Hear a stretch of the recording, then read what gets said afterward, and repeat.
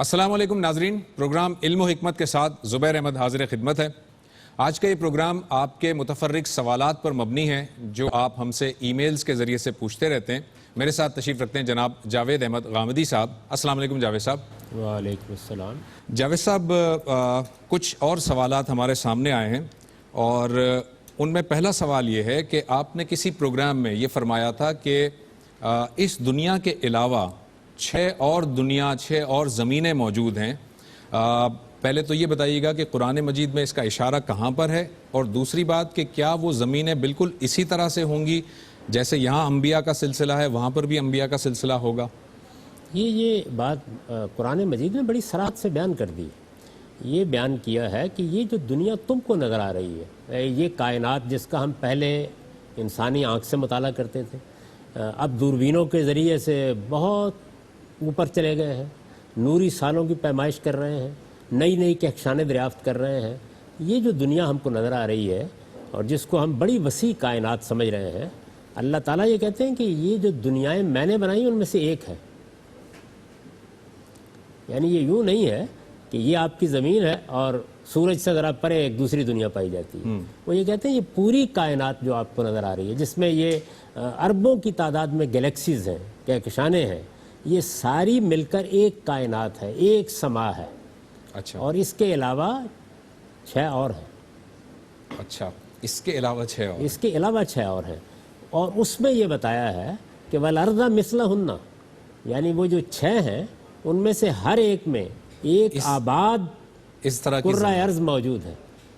اب وہ کیسے آباد ہے، اس میں کیا مخلوقات ہے، اس میں زندگی کیا نوعیت ہے، یہ تفصیل نہیں بتائی، لیکن یہ بتا دیا قرآن مجید نے کہ یہ پوری کائنات جو تم کو دوربینوں سے بھی اب نظر آ رہی ہے، یہ ایک کائنات ہے، اس کے علاوہ 6 اور ہیں۔ اور جس طرح اس کائنات میں ایک کرۂ ارض ہے، یعنی ایک ایسا سیارہ ہے جس کو ہم نے آباد کیا ہے، جس میں زندگی پیدا کی ہے، اسی طریقے سے ان میں سے ہر کائنات میں ایک ایک کرۂ ارض موجود ہے۔ اس سے آپ یہ قیاس کر سکتے ہیں کہ چونکہ اللہ تعالیٰ نے یہ ساری جو کائنات ہے اس پہ ایک ایسا کرہ بنایا ہے یا ایک ایسا سیارہ بنایا ہے جس کو آباد کیا ہے، زندگی اور باقی کے بارے میں یہ بتا دیا ہے کہ یہ اصل میں میٹیریل ہے جس کو میں جمع کر کے جنت اور دوزخ بناؤں گا، تو ممکن ہے کہ یہی صورتحال باقیوں میں بھی ممکن ہے، لیکن اس کے بارے میں تو ہمیں یہ بتا دیا کہ باقیوں کے بارے میں اس کے علاوہ کوئی بات نہیں بتائی گئی۔ یہ قرآن نے خود بیان کیا ہے، اس میں مجھے کیا کہنا ہے؟ لیکن آپ نے فرمایا کہ اس کے بارے میں اور کوئی بات نہیں کی گئی۔ روایتوں میں یہ آتا ہے کہ جیسے یہاں موسیٰ ہیں اسی طرح کے موسیٰ وہاں پر ہیں، جیسے عیسیٰ ہیں وہاں عیسیٰ ہیں، ابراہیم، اس طرح کی کچھ الفاظ آئے ہیں روایات میں۔ ان میں سے کوئی روایت رسالت مآب صلی اللہ علیہ وسلم سے مرفوعاً نقل نہیں ہوئی، یعنی یہ صحابہ کے آثار میں سے ہیں، یعنی کوئی ایسی روایت نہیں جس میں رسالت مآب صلی اللہ علیہ وسلم نے یہ بات کہی ہو اور صحت کے ساتھ منتقل ہوئی ہو۔ یہ زیادہ تر آثار صحابہ ہیں جن کے بارے میں یہ خیال کیا جاتا ہے کہ انہوں نے شاید رسول اللہ صلی اللہ علیہ وسلم سے یہ بات سنی ہوگی، خیال کیا جاتا ہے، تو اس وجہ سے یہ درست بھی ہو سکتی ہے۔ اور اس میں جو کہا ہے موسیٰ ہیں یا اسی طرح ہیں، تو وہ بھی ایک تمثیل ہے، مطلب یہ ہے کہ جیسے یہاں پیغمبروں کے سلسلے ہیں وہاں بھی پیغمبروں کے سلسلے ہیں۔ اور یہ بھی بتا دیجیے گا کہ یہ جو 6 کی بات اللہ تعالیٰ فرما رہے ہیں کہ اس کے علاوہ 6 اور ہیں، وہ 6 ایبسلوٹ 6 ہے، یا جیسے ہم لوگ باتیں کرتے ہوئے کہتے ہیں بھائی میں تمہیں 20 دفعہ بتا چکا ہوں، اس کا مطلب یہ نہیں ہوتا کہ میں واقعی 20 دفعہ بتا چکا ہوں، اس کا مطلب ہے کئی مرتبہ بتا چکا ہوں۔ تو یہ جو اللہ تعالیٰ کہہ رہا ہے کہ اس کے علاوہ 6 اور ہیں، تو وہ 6 ایگزیکٹ 6 ہیں یا 6 کے کا مطلب ہے بہت ساری اور ہیں؟ بات یہ ہے زبان میں جو اسالیب ہوتے ہیں وہ ایسے نہیں ہوتے کہ ان کے بارے میں کوئی ابہام ہو۔ جب میں یہ کہتا ہوں میں آپ کو 10 مرتبہ بتا چکا ہوں، میں آپ کو 20 مرتبہ بتا چکا ہوں، تو ہر اردو جاننے والا فوراً سمجھ لیتا ہے کہ یہاں 10 اور 20 سے مراد 10 اور 20 نہیں۔ ٹھیک ہے، لیکن جب میں یہ کہتا ہوں کہ زبیر صاحب میں نے آپ کو پرسوں 20 روپے دیے تھے، ازراہ کرم واپس کر دیجئے، ٹھیک ہے، تو وہ اس کی 20 ہی ہوگا؟ تعویل کی جا سکتی ہے؟ نہیں، ٹھیک ہے، ایسا نہیں ہوتا نا، نہیں ہوگا۔ تو یہ بالکل متعین عدد بتایا اللہ تعالیٰ نے، جگہ جگہ بتایا ہے۔ ٹھیک، یہ اس طرح کا اسلوب نہیں ہے کہ میں نے بہت سی کائناتیں بنا دی ہیں یا میں نے 10 کائناتیں بنا دی ہیں، ٹھیک ہے، نہیں، متعین طور پر بتایا ہے کہ یہ میں نے 7 زمین و آسمان بنائے ہیں، ان میں ہر ایک کے اندر اسی طریقے سے ایک آباد سیارہ موجود ہے۔ ٹھیک۔ جاوید صاحب، ایک کوشچن یہ ہے، پچھلے پروگرام میں ہم نے بینکنگ اور سود کے حوالے سے کچھ بات کی تھی۔ یہ ایک سوال آیا ہے کہ جو انشورنس ہے، بیمہ اسے آپ نے اپنی کتاب میں بھی لکھا ہے اور آپ نے کئی مرتبہ اپنے پروگرام میں بھی بتایا کہ بیمہ آپ کی انڈرسٹینڈنگ کے مطابق ٹھیک ہے، جائز ہے، صحیح ہے، لیکن ہم بیمہ میں بھی دیکھتے ہیں کہ بیمہ میں ایک رقم دیتا ہوں اور اس سے زائد رقم مجھے واپس ملتی ہے، اس سے زیادہ ملتی ہے، اور وہ بھی ایک فکسڈ مجھے پتہ ہوتا ہے، متعین ہوتا ہے کہ جی اتنی اماؤنٹ اتنے پرسنٹ مجھے واپس زائد ملے گا. تو اس میں ایک تو یہ کہ زیادہ مل رہا ہے، ایک تو یہ پہلو ہے، دوسرا پہلو یہ ہے کہ وہ متعین بھی ہے کہ اتنا مجھے زیادہ ملے گا. تو پھر وہ بیمہ کیسے جائز ہے؟ دیکھیے یہاں آپ نے کہا کہ زائد مل رہا ہے، بھائی زائد ملنا کوئی بری بات ہے؟ نہیں، مطلب قرض پر منفعت کا مطالبہ کرنا ناجائز ہے. یہ آپ نے قرض نہیں دیا ہوتا جب آپ انشورنس کراتے ہیں، یہ باہمی تعاون کی ایک اسکیم میں آپ ممبرشپ اختیار کرتے ہیں. یعنی اس کا اصول یہ ہے کہ 50 لوگ، 10 لوگ، 1000 لوگ انہوں نے مل کے ایک رقم طے کر لی ہے، اس کے قاعدے بنا دیے گئے ہیں، وہ آپ کنٹریبیوٹ کر دیتے ہیں، دے دیتے ہیں ٹھیک ہے انتظام کرنے والوں کو. اس کے بعد پھر یہ بات بتا دیا گیا ہے کہ بھئی آپ کو مصیبت آ گئی، کوئی تکلیف آ گئی، حادثہ ہو گیا، یا بعض لوگ جو ہیں بوڑھے ہو گئے، ان کے اولاد کی تعلیم کا معاملہ ہو گیا، اس موقع پر آپ کو یہ مل جائے گا. ٹھیک ہے. یہ باہمی تعاون کی ایک صورت ہے جو اختیار کی گئی ہے، بڑی اعلیٰ صورت ہے. اس میں کوئی چیز ناجائز نہیں ہے. یہاں کوئی قرض کا معاملہ نہیں ہو رہا، اس لیے اس میں زائد ملتا یا نہیں ملتا اس کا کوئی سوال ہی نہیں.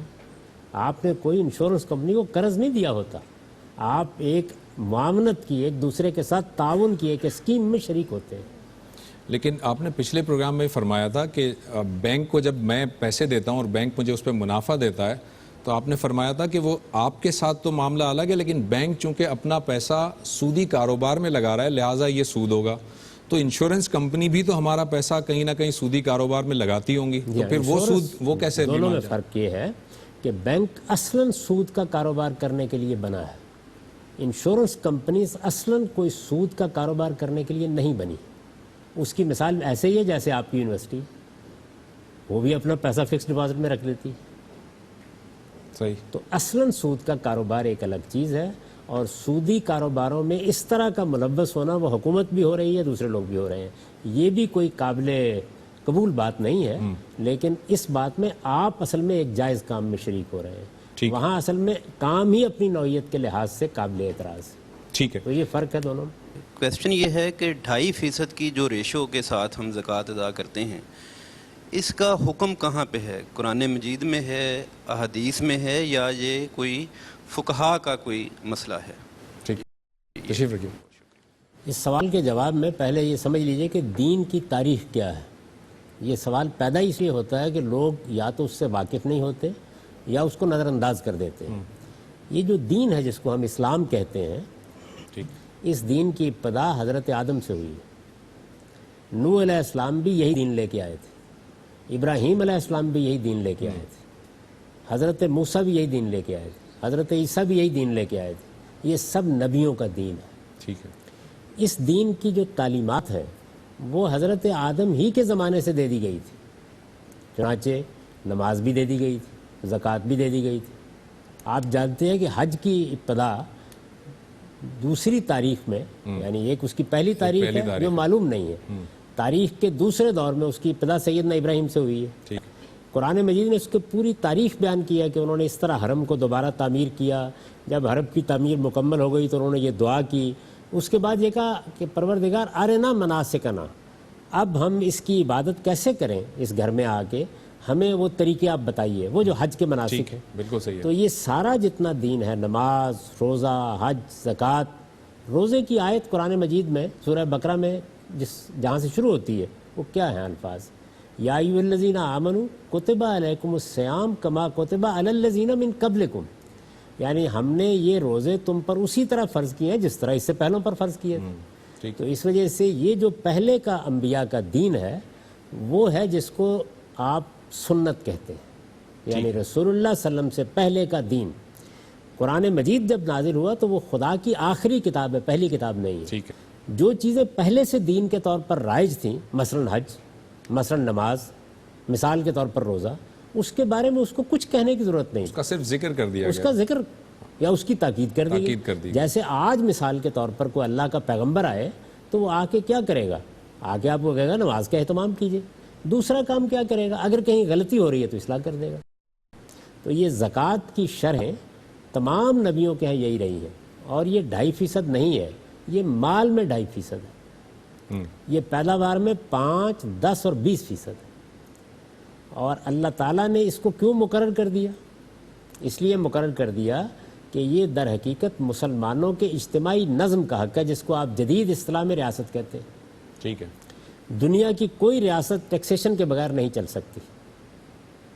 ٹیکسیشن کے لیے ایک طریقہ تو یہ ہے کہ آپ لوگوں سے یہ کہیں کہ رضاکارانہ طور پر کنٹریبیوٹ کر دیں، صحیح ہے۔ لوگ نہیں کرتے، ریاست کا نظام نہیں چل سکتا، تو ریاست آپ سے بالجبر آپ کے مال کا کچھ حصہ لیتی ہے، ٹھیک ہے، اسی کو ٹیکس کہتے ہیں۔ ٹھیک، بالکل صحیح۔ اللہ تعالیٰ یہ کہتے ہیں کہ یہ جبر آپ کو کرنے کا حق نہیں ہے، اس کو میں نے مقرر کر دیا ہے، یہی زکوٰۃ ہے۔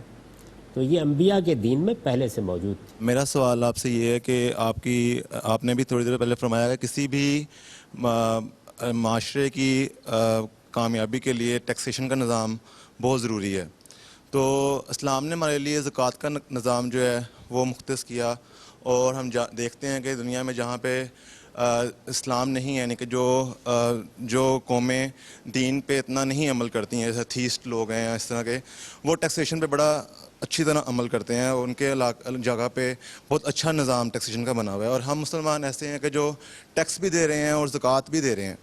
تو جب ہم پہ زکوٰۃ لاگو ہے اور ہمیں سارے جو رولز اینڈ ریگولیشنز اسلام نے بتا دیے ہیں، تو پھر ہم ٹیکس کیوں کر دیں؟ یا ٹیکس میں کوئی اس طرح کی اصطلاحات ہیں کہ جو ہم ٹیکس دے کے یہ سمجھ لیں کہ ہم نے زکوٰۃ دے دی ہے، یعنی کہ ہم مسلمان ٹیکس اور زکوٰۃ دونوں ادا کریں تو بھی ٹھیک ہے، یا ان میں سے کوئی ایک ادا کریں، یا زکوٰۃ دیں ٹیکس نہ دیں، ان میں سے کون سی چیز کو پہ عمل کیا جائے؟ ٹھیک ہے۔ میں اس سے پہلے عرض کر چکا کہ زکوٰۃ در حقیقت ریاست کا حق ہے، لہٰذا ریاست نے اگر جتنی زکوٰۃ آپ پر عائد ہوتی ہے اس کے برابر آپ سے ٹیکس میں وصول کر لیا ہے تو آپ کی زکوٰۃ ادا ہو گئی، آپ کی زکوٰۃ ادا ہو گئی۔ یعنی اگر آپ نے جاوید صاحب کا کہنا ہے کہ اگر آپ نے ٹیکس دے دیا ہے تو زکوٰۃ ادا ہو گئی، اور اس کو ایڈجسٹ کر سکتے ہیں جاوید صاحب اگر کچھ کمی بیشی ہے تو؟ وہ جب میں نے عرض کیا ادا ہو گئی، اگر کم ہے تو ایڈجسٹ کریں گے آپ۔ مثال کے طور پر دیکھیے نا کہ آپ کے اوپر زکوٰۃ عائد ہوئی 1 لاکھ روپیہ، آپ نے ٹیکس کی مد میں حکومت کو ادا کر دیا 1.5 لاکھ روپیہ، تو ادا ہو گئی، لیکن زکوٰۃ عائد ہوئی 1 لاکھ روپیہ، آپ نے ادا کیا 80,000 روپیہ، تو باقی 20,000 ادا کر دی۔ ٹھیک ہے۔ ان کے سوال کو تھوڑا سا اور میں آگے بڑھاتا ہوں کہ انہوں نے جن ممالک کا حوالہ دیا جہاں پر اسلامی ریاست کوئی ایسی موجود نہیں ہے، وہاں پر ٹیکسیشن موجود ہے، صرف ٹیکسیشن کے باوجود وہ ریاستیں فلاحی ریاستیں ہیں، ہم ٹیکس بھی ادا کرتے ہیں، زکوٰۃ بھی ادا کرتے ہیں، دونوں صورتیں ادا کرنے کے باوجود بھی ہماری ریاست کے اندر وہ فلاحی ماڈل نظر نہیں آ رہا، اس کی کیا وجہ ہے؟ کب ادا کرتے ہیں؟ کبھی آپ نے اعداد و شمار کا مطالعہ کیا ہے؟ ہمارے ملک میں صرف 2% لوگ ٹیکس دیتے ہیں، بلکہ یہ بھی تھوڑا مبالغہ ہے، شاید آپ بالکل متعین طور پر بیان کریں تو 1.5% سے زیادہ نہ ہو۔ ہمارے ہاں تو ہر آدمی ٹیکس چوری کر رہا ہے، کوئی بھی دینے کے لیے تیار نہیں۔ اچھا، اس میں بعض لوگوں کے معقول عذر بھی ہیں، لیکن نتیجہ تو یہی نکلے گا نا۔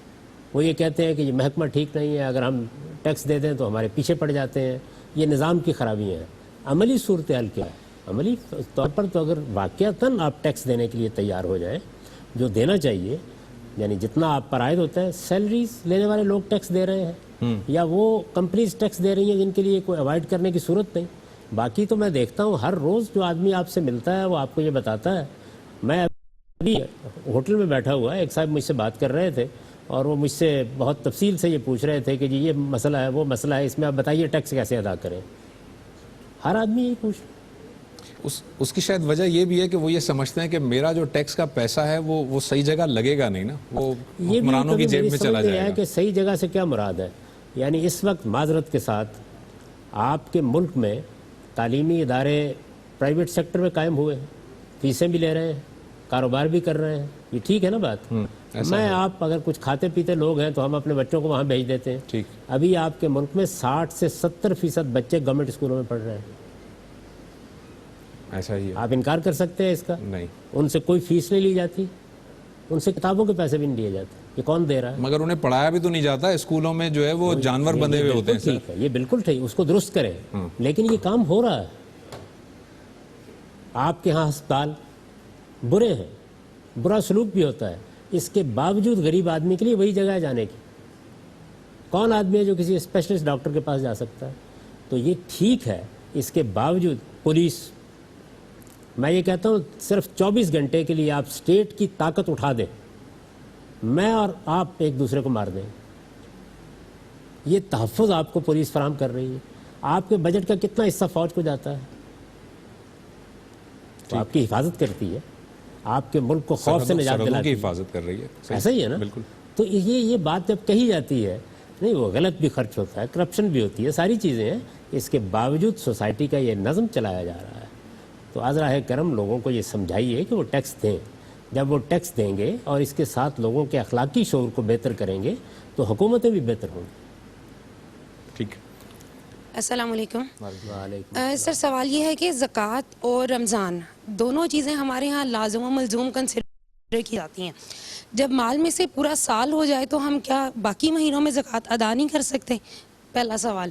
دوسرا سوال بھی ٹیکس اور زکوٰۃ دونوں کو ہم اکٹھا کرنے کی کوشش کر رہے تھے. زکوٰۃ تو ہمارا مال یعنی جو سیونگ ہے اس میں سے، جبکہ بینگ سیلریڈ پرسن ہمیں جو پے ملتی ہے وہ تو آلریڈی ٹیکس کٹ کے ملتی ہے، وہ تو ہم ایک گورنمنٹ کو پہلے ہی پے کر بھی رہے ہیں، اور زکوٰۃ بھی ہم پے کرنا ہے، وہ ہمارا ایک اسلامی فریضہ ہے. تو یہ دونوں چیزوں میں آپ سے ذرا پوچھنا تھا، ایک سال کا اور دوسرا یہ والی بات. پہلے سوال کا جواب یہ ہے کہ اللہ تعالیٰ نے یا اللہ کے پیغمبروں نے یہ نہیں کہا کہ آپ رمضان ہی میں زکوٰۃ دیں. اگر حکومت زکوٰۃ لے گی تو مال کی زکوٰۃ کے لیے وہ تاریخ مقرر کرے گی. وہ تاریخ 1 مئی بھی ہو سکتی ہے، وہ تاریخ 1 رمضان بھی ہو سکتی ہے، وہ تاریخ 1 ذوالحج بھی ہو سکتی ہے، 10 ذوالحج بھی ہو سکتی ہے، وہ کوئی بھی ہو سکتی ہے. جب ریاست زکوٰۃ نہیں لے رہی، آپ نے خود دینی ہے، تو آپ اپنی تاریخ خود مقرر کر سکتے ہیں. اسلام میں کوئی متعین مہینہ زکوٰۃ کے لیے نہیں بیان کیا گیا.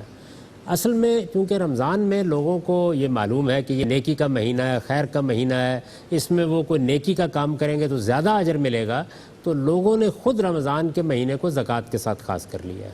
یعنی یہ کوئی مذہب کی لگائی ہوئی پابندی نہیں ہے، لوگوں نے اپنے طور پر کر لی ہے. ممکن ہے کل کو کوئی حکومتیں بھی اگر زکوٰۃ لینے کے لیے تاریخ مقرر کریں، یعنی مال کی زکوٰۃ، کیونکہ وہ تو ایک متعین دن ہی پہ لی جائے گی، تو وہ بھی رمضان کا مہینہ مقرر کر دیں، کوئی حرج کی بات نہیں. تاہم یہ لازم نہیں ہے، یہ ضروری نہیں ہے. ایک بات یہ. دوسری گزارش یہ ہے کہ زکوٰۃ اللہ تعالیٰ نے جس طریقے سے عائد کی ہے ویسے ہی نکالنی چاہیے. یعنی اگر وہ مال پر ہے 2.5% ہے تو وہ نکلے گی، پیداوار میں 5, 10 اور 20% ہے تو اس کے لحاظ سے نکلے گی.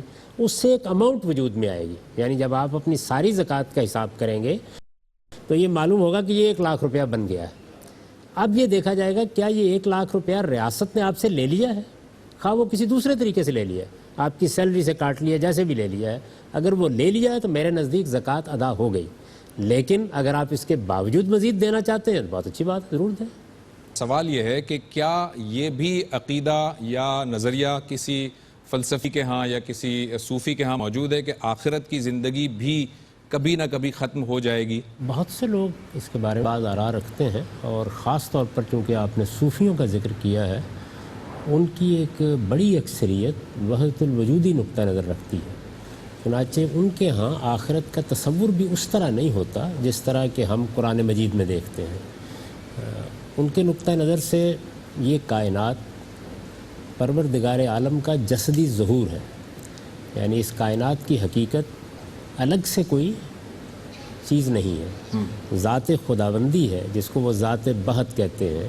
یعنی اللہ تعالیٰ کی ذات ہی ہے کہ جس نے اس صورت میں ظہور کر لیا ہے. وہ کائنات کو اور ذات خداوندی کو الگ الگ نہیں دیکھتے، ٹھیک، بلکہ الگ الگ دیکھا جائے تو اس کو شرک کہتے ہیں.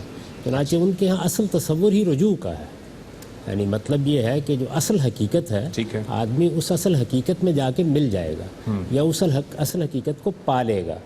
تو ان کے ہاں یہ ایک احوال کی نوعیت کی چیز ہے کہ ایک حالت سے آپ ایک دوسری حالت میں چلے گئے. ٹھیک ہے. یعنی پہلے اس حالت میں آئے، پھر جو آپ کی اصل حالت تھی اس کو لوٹ گئے. تو ظاہر ہے کہ اس میں آخرت کا تصور، جنت کا تصور، دوزخ کا تصور وہ ایک تمثیل کی حیثیت اختیار کر لیتا ہے. یہ چیز بعض فلسفیوں کے ہاں بھی آپ کو ملتی ہے، اس لیے کہ مغرب کے بھی دوسرے دور کے فلسفے کے 3 ادوار ہیں. ایک وہ دور ہے کہ جس میں وہ یونان میں تھا، پھر وہ جب دکارت کے بعد اس نے مغرب میں ایک نئی صورت اختیار کی اور وجود کے بجائے علم اس کا موضوع بنا. اور پھر تیسرا دور جس کو آپ نتشے سے شروع کر سکتے ہیں، تو اس میں بھی جو درمیان کا دور ہے اس میں زیادہ تر فلسفی وحدت الوجودی ہے، یعنی ان کا بھی کم و بیش یہی نقطہ نظر ہے. وہ کائنات کو اور ذات خداوندی کو کوئی ماورا چیز نہیں سمجھتے کہ یہ اس سے یا وہ اس سے ماورا ہے، بلکہ یہ سمجھتے ہیں کہ ایک ہی ذات ہے، ایک ہی ہستی ہے، ایک ہی وجود ہے. وحدت الوجود کا مطلب یہی ہے جو اپنی خالص صورت میں بھی ہوتی ہے اور وہ اس طریقے سے ظہور بھی کر لیتی ہے. تو ان کے ہاں تصور بالکل مختلف ہے. جی اور کوئی کوشچن ہے آپ کا؟ سر میں آپ سے یہ پوچھنا چاہتی ہوں کہ ہم کہتے ہیں کہ غیب کا جو علم ہوتا ہے وہ صرف اللہ کی ذات کے پاس ہے، تو کیا ایسا ہے؟ کچھ لوگ کہتے ہیں کہ اللہ نے اپنا یہ علم اپنے بندوں میں بھی دیا ہوا ہے، اور وہ بندے کون سے بندے ہوتے ہیں؟ مطلب اگر میں کہوں کہ میں 5 وقت کی نماز پڑھتی ہوں، میں بہت پرہیزگار ہوں، تو کیا میرے پاس وہ غیب کا علم آ سکتا ہے؟ دوسرا سوال کہ ہمارے یہاں پہ جو عقیقہ ہم کہتے ہیں کہ بچوں کا ہم کرتے ہیں، تو کیا عقیقہ جو ہے وہ بچوں کی جو ان کے اوپر جو برائیاں یا جو وہ بیمار ہو جاتے ہیں، جو اس طرح سے پرابلمز ہوتے ہیں، کیا واقعی ایسا ہے کہ عقیقہ کریں گے تو وہ ساری بلائیں ختم ہو جائیں گی، اور اگر نہیں کریں گے تو اس میں ہمیں گناہ ہوگا یا نہیں ہوگا؟ مطلب یہ کانسیپٹ میرا کلیئر نہیں ہے کہ عقیقہ کچھ لوگ کہتے ہیں کہ یہ سنت ہے، کرنا چاہیے، کچھ کہتے ہیں نہیں کرنا چاہیے. ٹھیک ہے، تو اس کو ذرا کلیئر کریں. Thank you. تشریف رکھیے. غیب کا علم جاوید صاحب اللہ تعالیٰ کے پاس ہے، اور کیا وہ اپنے بندوں کو بھی اس طرح سے غیب کا علم دیتا ہے؟ آپ قرآن مجید میں وہ مقامات نکال کے دیکھیے، اس میں اللہ تعالیٰ نے یہ بیان کیا ہے کہ اللہ ہر غیب کو جانتا ہے. یہ تو بالکل ٹھیک ہے، یعنی میں ہو سکتا ہے 10 غیب کی باتوں کو جانتا ہوں، آپ 5 کو جانتے ہوں، سائنس آج 50 کو جانے.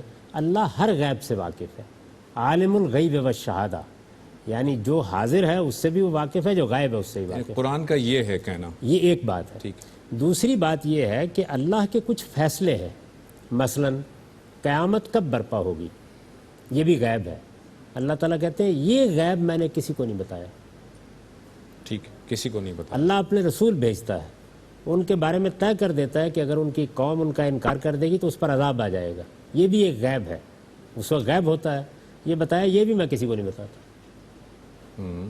تو یہ وہ باتیں ہیں جن میں یہ کہا گیا ہے کہ یہ غیب میں کسی کو نہیں بتاتا، یہ غیب کسی کو معلوم نہیں ہوتا، اس پر میں کسی کو مطلع نہیں کرتا. ٹھیک. یہ بات ہے جو قرآن میں کہی گئی. باقی جہاں تک غیب کا تعلق ہے، یہ تو حاضر غائب ہوتا رہتا ہے. اچھا، بہت سے لوگ پیدائشی صلاحیتیں رکھتے ہیں کہ جس میں وہ آپ کے مستقبل کو جان لیں گے. بے شمار لوگ ہیں، اس کا کوئی مذہب سے تعلق نہیں ہے. ہندو ہو سکتے ہیں، بدھ ہو سکتے ہیں. پیدائشی طور پر بہت سے لوگ ہیں کہ وہ جینیس ہوتے ہیں، عبقری ہوتے ہیں. ہر آدمی پیدا ہوتا ہے تو آئنسٹائن نہیں ہوتا، ہر آدمی فردوسی اور غالب بھی نہیں ہوتا، شیکسپیئر اور ملٹن بھی نہیں ہوتا. ایسا ہی ہے نا؟ تو بالکل اسی طریقے سے بہت سے لوگوں کے اندر پیدائشی طور پر غیب کو جان لینے کی صلاحیت ہوتی ہے. یعنی وہ جو میرے لیے غیب ہے، اس کا مطلب سارا غیب نہیں ہے. ٹھیک، سمجھ گیا ہوں. بہت سے ایسے علوم فنون ہیں کہ جن کی مہارت پیدا کر لے کوئی آدمی، وہ غیب کو جان لے، بتا دے گا. آپ کا دماغ پڑھ لے گا. مائنڈ ریڈنگ کی سائنسز موجود ہیں، لوگ ان کی مشق کر لیتے ہیں. میں ایسے لوگوں سے واقف ہوں جو یہ کام کر لیتے ہیں. اس کا مذہب سے کوئی تعلق نہیں. یہ نماز پڑھیں گے، روزہ رکھیں گے، نیک ہو جائیں گے، غیب کا علم حاصل ہو جائے گا، نہیں، اس کا کوئی تعلق نہیں اس کے ساتھ. غیب جو ہے یہ ایک فن سے حاصل ہو سکتا ہے، ایک پیدائشی صلاحیت سے حاصل ہو سکتا ہے، اور یہ میرے لیے اور ہو سکتا ہے، آپ کے لیے اور ہو سکتا ہے. جو بات اللہ نے اپنے بارے میں کہی ہے، وہ میں نے عرض کیا 2 باتیں. ایک یہ کہ میں سارے غیب کو جانتا ہوں، کوئی چیز مجھ سے غیب میں نہیں ہے. ٹھیک. ایک یہ بات کہی ہے. اور دوسری یہ کہ کچھ ایسے غیب ہیں جو میں کسی کو نہیں بتاتا. اس کی 2 مثالیں میں نے آپ کو دی. ٹھیک ہے، بس. اچھا، دوسرا سوال ان کا عقیقے کے بارے میں تھا. دیکھیے، عقیقہ بچے کی پیدائش پر شکرانے کی قربانی ہے. یہ رسول اللہ صلی اللہ علیہ وسلم نے خود بتا دی. یعنی لوگوں نے پوچھا کہ یہ کیا چیز ہے عقیقہ؟ پہلے سے لوگ کرتے تھے، تو آپ نے فرمایا انا لا احب العقوق، میں یہ عقیقہ وغیرہ پسند نہیں کرتا، البتہ تم اپنے بچے کی پیدائش پر اللہ کی خوشنودی کے لیے قربانی کرنا چاہو کر دو. یہ شکرانے کی قربانی ہے بس. نہ اس کا کوئی تعلق رد بلا سے ہے، نہ اس کا کوئی تعلق آپ کو کوئی حفاظت فراہم کرنے سے ہے. یہ تو ایسے ہی جیسے آپ نے نماز پڑھی، جیسے روزہ رکھا، ایسے ہی آپ نے اللہ کی شکر گزاری کے لیے قربانی کر دی. اس نے مجھے اولاد عطا کی، اس کے سوا کچھ نہیں. اچھا، لیکن اس کے لیے یہ بتائیے گا کہ یہ بچے کی پیدائش کے وہ کہا جاتا ہے کہ جی 7 دن کے اندر ہونا چاہیے یا 2 ہفتوں میں ہونا چاہیے, یہ بھی بتا دیجیے گا کہ یہ کتنی لمٹس کیا ہیں, اور دوسرا یہ کہ بیٹے کی پیدائش کے لیے کچھ اور ہے یا بیٹی کی پیدائش کے لیے کچھ اور قربانی ہے, یہ بھی ہے کوئی مسئلہ؟ اتنی بات ہے جو میں نے آپ کو بتا دی. دیکھیے رسالت مآب صلی اللہ علیہ وسلم کا جو جواب ہے وہ پورا ہے کہ میں یہ تو نہیں پسند کرتا یہ عقیقے کا لفظ اور حقوق وغیرہ, لیکن اگر تم اللہ کی بارگاہ میں اس کی خوشنودی حاصل کرنے کے لیے بچے کی پیش پر قربانی کرنا چاہتے ہو تو ضرور کرو. ٹھیک, تو نہ یہ لازم ہوا, صحیح, جائز اور مشروع ہو گیا, صحیح, نہ کوئی وقت مقرر کیا آپ نے اس کا. باقی سب چیزیں اصل میں ہمارے فقہا نے عائد کی, ٹھیک, ان کی کوئی بنیاد موجود نہیں. ٹھیک ہے. جی جناب, اور آپ کا سوال ہے؟ میرا سوال عمرے کی ادائیگی کے طریقہ کار کے حوالے سے ہے. یوزلی ہم یہی دیکھتے ہیں کہ ہم نے عمرے کی نیت کی ہے, گھر سے احرام باندھا ہے اور سب سے پہلے بیت اللہ شریف جا کے ہم نے عمرہ ادا کیا ہے. لیکن مختلف صورتحال میں نے بہت سے لوگوں سے ایسا بھی طریقہ کار آبزرو کیا ہے کہ وہ عمرے کی ادائیگی کی نیت کرتے ہیں اور پہلے وہ مدینہ شریف تشریف لے جاتے ہیں اور پھر وہاں سے وہ احرام باندھ کر پھر بیت اللہ شریف کی طرف حاضری کا اعادہ کرتے ہیں. تو میرا سوال یہ ہے کہ عمرے کی ادائیگی کا کیا یہ دوسرا طریقہ کار بھی درست ہے؟ جی بالکل ٹھیک ہے, جہاں سے چاہیں آپ عمرے کے لیے چلے جائیں. اللہ تعالیٰ نے میقات مقرر کر دی ہے. آپ چاہیں تو ہندوستان کی طرف سے جاتے ہوئے داخل ہو جائیں, آپ چاہیں تو پاکستان کی طرف سے جاتے ہوئے داخل ہو جائیں, آپ چاہیں تو پہلے آپ مدینہ چلے جائیں اور وہاں سے داخل ہو جائیں. وہاں سے آپ داخل ہوں گے تو وہاں بھی بتا دیا ہے کہاں سے احرام باندھنا ہے. یعنی مدینہ والوں کے لیے وہ میقات اس کو کہتے ہیں کہ کون سی جگہ ہے جہاں سے آپ احرام باندھے بغیر داخل نہیں ہو سکتے. ٹھیک, تو اگر آپ ادھر سے جائیں گے, یعنی ہمارے ہاں پاکستان سے جائیں گے, لملم سے جائیں گے, تو جدہ میں اترنے سے پہلے میقات آ جاتی ہے. تو اس وجہ سے آپ جہاز پر اترنے سے پہلے پابند ہے کہ آپ احرام باندھ لیں. ٹھیک ہے. تو ایک دوسرا طریقہ یہ ہے کہ آپ مدینہ چلے جائیں, اطمینان کے ساتھ وہاں سے احرام باندھیں, وہاں ذوالحلیفہ سے احرام باندھتے ہیں. یہ سب طریقے ٹھیک ہے, اس میں کوئی حرج کی بات نہیں, بلکہ اس میں لوگوں کے لیے جہازوں میں جانے کی وجہ سے زیادہ سہولت ہو جاتی ہے. اس کی وجہ یہ ہے کہ اس میں آپ کو پھر گھر سے احرام باندھ کے بیٹھنا پڑے گا, آپ اس کی پابندیوں کو وہیں سے آبزرو کرنا شروع کر دیں گے. جہاز میں کے اندر بیٹھے ہوئے کوئی وقت آئے گا کہ آپ کو بتایا جائے گا کہ میقات آ گئی ہے. ہو سکتا ہے اس وقت غسل نہ کر سکیں, وضو نہ کر سکیں, یہ تو نہیں ہو سکتا نا. جہاز میں دوسروں کے لیے مسائل پیدا کریں گے. تو یہ کوئی حرج کی بات نہیں کہ جہاز سیدھے مدینہ لے جائیں آپ کو, وہاں سے آپ ذوالحلیفہ کی میقات سے احرام باندھ کے آ جائیں, کوئی حرج کی بات. کوئی حرج نہیں ہے. جی, اور کوئی کوشچن ہے کسی کا؟ قرآن پاک میں یہودیوں کے متعلق بہت مذمت کی گئی ہے. یہودیوں کی, مدینے کا یہودی آج سے 1500 سال پہلے کا, کیا آج بھی اس میں وہی اس کی خباستیں ہیں, اسی طرح اس کو ٹریٹ کیا جائے گا, یا آج کا یہودی آج کے کردار کے مطابق اس کو مخاطب کیا جائے گا؟ یہودیوں کے بارے میں قرآن مجید مذمت کرتا ہے, تو وہ مدینہ کے جو یہودی تھے وہ اسپیسیفک تھے, آج کے یہودیوں کے بارے میں بھی وہ ہے اور ان کا ٹریٹمنٹ بھی اسی طرح سے ہوگا؟ کہ قرآن مجید کو نہ کسی قوم سے کوئی دشمنی ہے, نہ کسی رنگ سے کوئی دشمنی ہے, نہ کسی نسل سے کوئی دشمنی ہے, نہ مذہب سے کوئی دشمنی ہے. قرآن مجید ایک دعوت اور پیغام ہے. یہ دعوت اور پیغام کس بنیاد پر لوگوں کو پہنچایا جاتا ہے؟ تم سب آدم کی اولاد ہو, ہم ان کے ساتھ آج جو وہ رویہ اختیار کریں گے اس کو سامنے رکھ کر معاملہ کریں گے. اگر وہ اچھے طریقے سے ہماری بات سن رہے ہیں, وہ کوئی غلط رویہ اختیار نہیں کر رہے, تو کیوں ان کو خواہ مخواہ اپنا دشمن بنائیں گے؟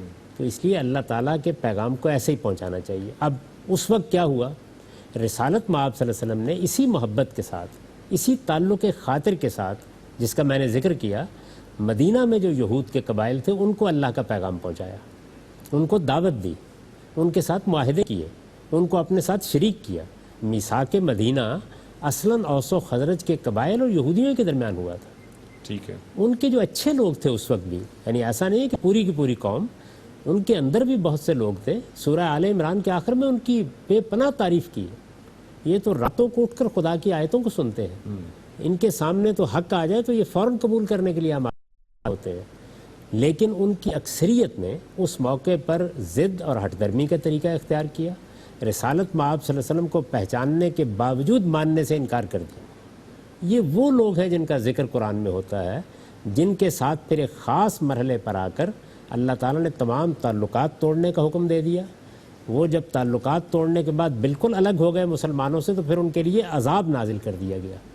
تو ہمارے ہاں لوگ ان آیتوں کو وہاں سے اٹھاتے ہیں اور اٹھا کر میرے اوپر، آپ پر، فلاں پر اس کا اطلاق کر دیتے ہیں.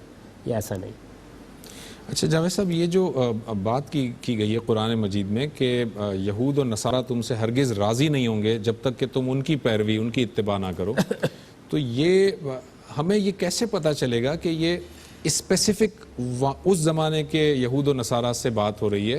ہمیں یہ کیسے معلوم ہوگا کہ یہ عام نہیں ہے، یہ آج کے یہود و نصارہ کی بات نہیں ہو رہی؟ مطلب یہ آپ جو انفر کرتے ہیں، کیسے معلوم ہوا کہ یہ خاص کوئی بات ہو رہی؟ اس لیے کہ وہ ایک کانٹیکسٹ میں ہو رہی ہے، اس کے اوپر ان کے جرائم بیان ہوئے ہیں. قرآن مجید کی تو ہر آیت کسی نہ کسی کانٹیکسٹ میں ہی نازل ہوئی ہے نا. بات ہے کہ دیکھا جائے گا نا کہ وہ کن کو کہا جا رہا ہے.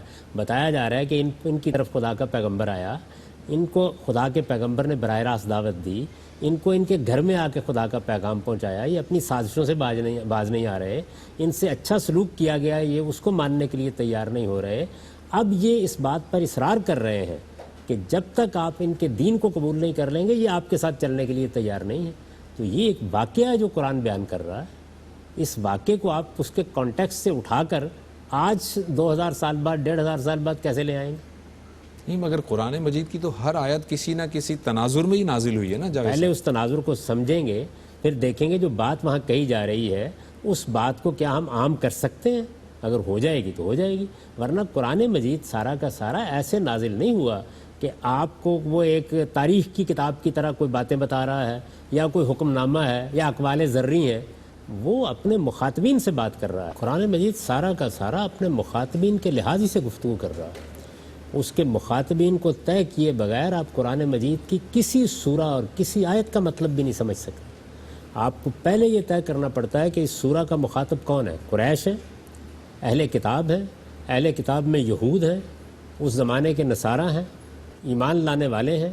وہ ایمان لانے والے ہیں جو مکے میں ایمان لائے ہیں یا وہ ایمان لانے والے ہیں جو مدینے میں ایمان لائے ہیں. پہلے یہ متعین کرتے ہیں، پھر دیکھتے ہیں کہ ان کو کیا بات کہی جا رہی ہے. جب وہ بات ہمارے سامنے آ جاتی ہے تو اس بات کو ایک فریم کی شکل میں ہم متعین کر لیتے ہیں کہ یہ بات ہے. مثلا دیکھیے، اسی بات کو ہم فریم کرتے ہیں کہ وہ لوگ جن کو اللہ کے پیغمبر نے براہ راست دین کی دعوت پہنچائی اور اس کے باوجود کہ ان کے پاس پہلے سے آپ کے بارے میں پیشین گوئیاں موجود تھیں، انہوں نے ضد اور ہٹ درمی سے انکار کر دیا اور انکار پر اصرار کرنے لگ گئے. اللہ تعالیٰ نے یہ کہا کہ جو لوگ اس طریقے سے ضد اور ہٹ درمی اختیار کر کے انکار پر اصرار کریں وہ پھر کبھی راضی نہیں ہوا کرتے آپ کے ساتھ جب تک آپ ان کی بات نہ مان لیں. یہ بات ہو گئی. یہ چیز آج بھی جس میں پائی جائے گی ضرور کہیں گے اس کو، لیکن ان سارے شرائط کے ساتھ کہیں گے نا. اس میں سے صرف یہود اور نصارہ نہیں اٹھا لیں گے. ٹھیک ہے، ٹھیک ہے. ایسا ہی معاملہ اہل ایمان کے ساتھ کریں گے. میں ایمان والوں کے بارے میں بہت سی باتیں قرآن مجید میں آپ کو بتاتا ہوں کہ جن کو فریم کر کے دیکھیں گے تو ان کی نوعیت آپ سے متعلق نہیں رہے گی. مثلا دیکھیے، بڑی مشہور آیت ہے قرآن مجید کی، وَلَنَبْلُوَنَّكُمْ بِشَيْءٍ مِّنَ الْخَوْفِ، آیت ہے نا. جی، اس میں بیان کیا گیا ہے کہ ہم لازماً ان آزمائشوں سے تمہیں گزاریں گے. مخاطب کون ہے؟ صحابہ کرام. صحیح ہے. اچھا، فریم کریں اس کو کہ وہ لوگ جو اللہ کے رسول پر ایمان لائے ان کی زندگی میں اور ان کو اللہ تعالیٰ نے عدالت برپا کرنے کے لیے منتخب کر لیا، ان کے لیے اللہ کا قانون یہ ہے کہ ان کو لازماً ان آزمائشوں سے گزارا جاتا ہے. ٹھیک ہے. اب اگر آپ اس آیت کو اس طرح سمجھیں گے تو آیت سمجھ میں آ جائے گی. اور اگر آپ اس آیت کو پڑھیں اور اس میں قسم کھا کے اللہ تعالیٰ کہتے ہیں کہ میں لازماً تم کو ان آزمائشوں سے گزاروں گا، اور آپ کے ہر صاحب ایمان پہ ان آزمائشوں کا آنا ضروری ہے، تو ذرا لا کے دکھائیں. آئی ہوئی نہیں، بہت ساروں میں تو نہیں ہے. تو پھر نظر نہیں. گنے نا ذرا ان کو، بولا نبلونکم بشیء من الخوف والجوع ونقص من الاموال والانفس والثمرات. وبشر تو ظاہر ہے کہ خاص کانٹیکسٹ میں ایک بات کی جا رہی ہے، پہلے اس کو وہاں سمجھے. اب اس کو میں تعمیم میں ڈال دوں گا کہ جب بھی اللہ کا کوئی رسول آتا ہے اور اس رسول کے ذریعے سے اس کی قوم کے لیے اللہ اپنی عدالت زمین پر لگاتے ہیں، جو لوگ رسول پر ایمان لاتے ہیں، جس طرح رسول کے منکرین پر عذاب آ جاتا ہے، اس کے ماننے والوں کو بھی آزمائشوں سے گزار کے، اس طرح کی آزمائشوں سے گزار کے اللہ تعالیٰ سرفرازی دیتے ہیں. ٹھیک ہے، ٹھیک ہے. یہ اصول بھی بن گیا. بالکل کلیئر ہے. جی کوئی اور سوال ہے؟ جی ایک عرصہ مسلمانوں پہ عروج رہا، اب مسلمان زوال کا شکار ہو گئے. کیا دوبارہ مسلمانوں کے عروج کا کوئی ہے یا مذہب نے ایسا کچھ بتایا ہے یا کچھ فیکٹرز ہیں جو ہم اڈاپٹ کر لیں یا کوئی ایسے کہ ہم دوبارہ عروج پہ آ سکتے ٹھیک ہے ہیں؟ ٹھیک ہے، کیا دوبارہ امکان ہے مسلمانوں کے عروج کا؟ دیکھیے، ہر وہ قوم جو علم اور اخلاق میں برتری حاصل کر لیتی ہے اس کے لیے دنیا میں سرفرازی کے مواقع پیدا ہو جاتے ہیں۔ آپ اس وقت بھی دیکھیے بہت سے مسلمان ملک ہیں جنہوں نے علمی اور اخلاقی لحاظ سے بہتر کارکردگی کا مظاہرہ کیا ہے، ان کے لیے بہتری کے مواقع بھی پیدا ہو گئے۔ ایک ہے بہتری، یہ تو اس اصول پر حاصل ہو جاتی ہے۔ ایک یہ ہے کہ دنیا پر آپ کو حکومت حاصل ہو جائے، پوری دنیا پر آپ کی برتری قائم ہو جائے۔ وہ مسلمانوں کے لیے اللہ تعالیٰ نے جو فیصلہ کیا تھا وہ پورا ہو گیا۔ ٹھیک، اب اللہ تعالیٰ ہی نے قرآن مجید میں یہ بتا دیا ہے کہ دنیا میں برتری اب یافس کی اولاد کے پاس رہے گی۔ یافس کی اولاد یعنی حضرت نوح کے تیسرے بیٹے کی اولاد۔ ٹھیک ہے، مسلمان زیادہ تر سامی اور حامی تھے، یعنی سام کی اولاد میں سے تھے جن کو آپ سیمیٹکس کہتے ہیں، اور حام کی اولاد میں سے تھے۔ تو اب یافس کی اولاد جس کو گوگ میگوگ یا یاجوج ماجوج کہتے ہیں، دنیا کا اقتدار اب قیامت تک انہی کے پاس رہنا ہے۔ تو کوشش کریں کہ وہ مسلمان ہو جائیں تو مسلمانوں کو اقتدار مل جائے۔ ٹھیک، جی علماء اکرام کے پروگرامات سننے کے بعد ہر پروگرام میں کوئی نہ کوئی نئی کنفیوژن پیدا ہوتی ہے اور وہ زندگی بھر ساتھ رہتی ہے۔ آج جو نئی کنفیوژن پیدا ہوئی ہے وہ زکوٰۃ اور ٹیکس کے حوالے سے پہلی دفعہ میرے ذہن میں یہ چیز آئی ہے۔ میرے ذہن کے مطابق ظاہر ہے آپ کا علم ہم سے ہزارہ درجے زیادہ ہوگا۔ زکوٰۃ کے مصارف اور ہیں، ٹیکس کے مصارف اور ہیں۔ زکوٰۃ کا نصاب اور ہے، ٹیکس کا اور ہے۔ ٹیکس اکٹھے کر کے جو ہے وہ حکمران اپنے اللہ تللے ان پہ بھی خرچ کر سکتے ہیں، جبکہ زکوٰۃ میں حکمران بھی بہرحال کسی حد تک تھوڑا سا لحاظ رکھتے ہیں۔ تو لہٰذا یہ جو بات آپ نے کہی ہے کہ زکوٰۃ اور ٹیکس، کہ آپ زکوٰۃ کے علاوہ انسانوں پر کوئی ٹیکس عائد نہیں کر سکتے، اور زکوٰۃ کے مصارف تمام حکومت کے مصارف ہیں۔ یہ بالکل غلط خیال ہے کہ زکوٰۃ چیریٹی ہے۔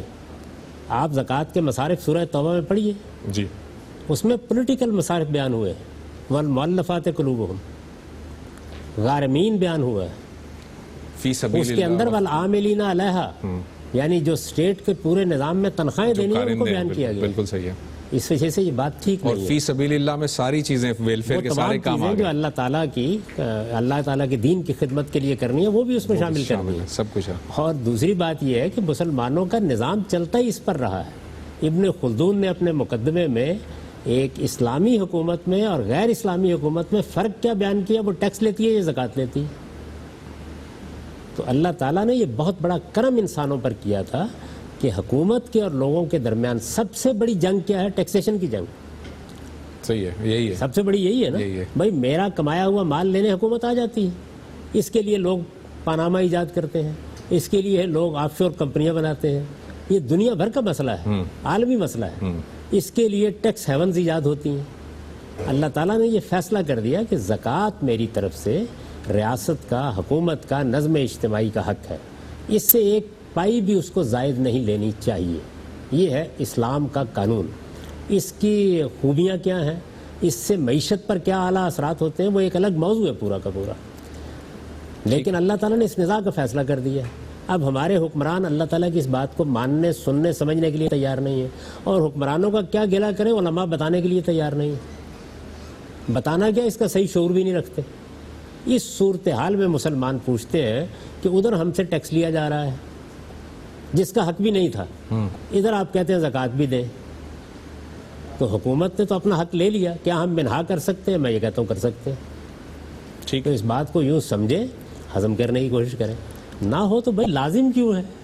آپ کو جس رائے پر اطمینان ہے آپ عمل کریں، اس جس رائے پر اطمینان ہے اس رائے پر عمل کریں۔ ایک آخری کوشچن میں لینا چاہوں گا، بس اس کے بعد پروگرام کا وقت ختم ہوا چاہتا ہے۔ جی، میرا سوال ہے مسئلہ ملکیت زمین کے حوالے سے، کہ اللہ تعالیٰ نے انسان کے لیے جو وسائل پیدا کیے ہیں، کیا انسان ان کا مالک ہو سکتا ہے یا اس کی ملکیت میں یہ چیزیں آ سکتی ہیں؟